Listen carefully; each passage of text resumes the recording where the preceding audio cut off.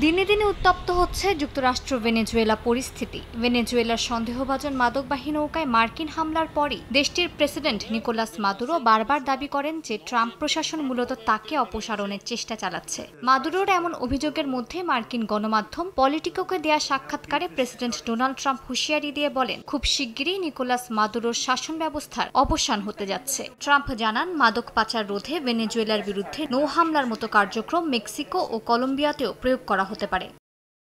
সিএনএনের এক প্রতিবেদন অনুযায়ী ভেনেজুয়েলার প্রেসিডেন্ট নিকোলাস মাদুরো ক্ষমতাচ্যুত হলে দেশটিতে কিভাবে পরিস্থিতি সামাল দেবে ওয়াশিংটন তা নিয়ে গোপনে প্রস্তুতি নিচ্ছে ট্রাম্প প্রশাসন। এমনটি জানিয়েছে একাধিক জ্যেষ্ঠ প্রশাসনিক সূত্র।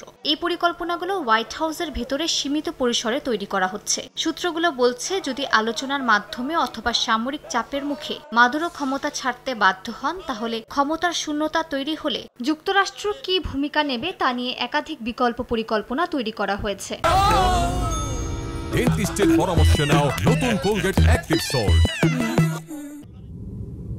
এদিকে মার্কিন কংগ্রেস ডোনাল্ড ট্রাম্পের ওপর ভেনেজুয়েলার নৌবহরে ডাবল ট্যাপ হামলার ভিডিও প্রকাশের জন্য চাপ বাড়াচ্ছে। পেন্টাগনের কাছে থাকা সংরক্ষিত ফুটেজ না দেখালে সমরমন্ত্রী পিট হেগসেতের ভ্রমণ বাজেট সীমিত করার হুমকি দিয়েছে কংগ্রেস। এতে 2026 সালের জন্য অফিসের ভ্রমণ তহবিলের সর্বোচ্চ 3/4 ব্যবহার করতে পারবেন হেগসেত। এই ভিডিও প্রসঙ্গে সংবাদ সম্মেলনে প্রশ্ন করা হলে সাংবাদিকদের সঙ্গে খারাপ ব্যবহার করেন মার্কিন প্রেসিডেন্ট। তিনি এবিসির প্রতিবেদক রেচেল স্কটকে বিরক্তিকর বলে কটাক্ষ করেন।